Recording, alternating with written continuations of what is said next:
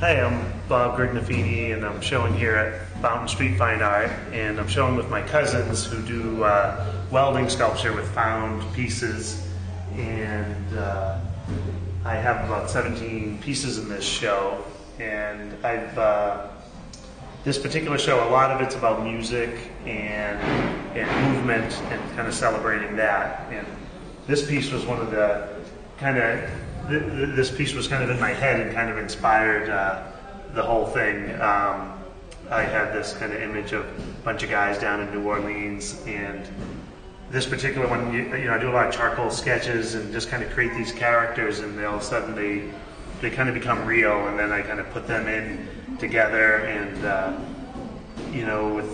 I guess what I'm trying to, someone looking at this, I'm just trying to kind of have this eclectic group of characters together where you can almost kind of hear the music and kind of feel their connection. They're kind of working together, but individually too, they're these individual characters, and that's was one of the early ones. And then here's a piece where I don't play the harp or know a lot about harp music, but I always felt people that did, had this intimacy with it, and started painting the harp. And this woman playing it kind of just, I didn't know what this one was going to look like when I started it, and she just kind of came out and kind of wanted this kind of intimate connection between her and the instrument.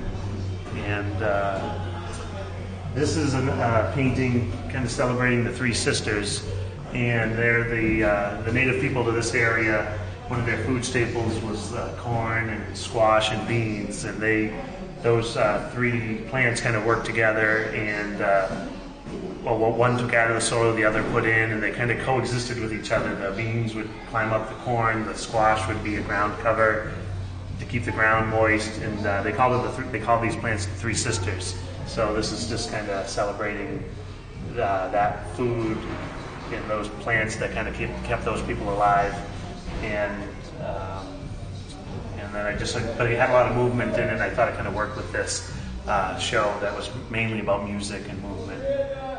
And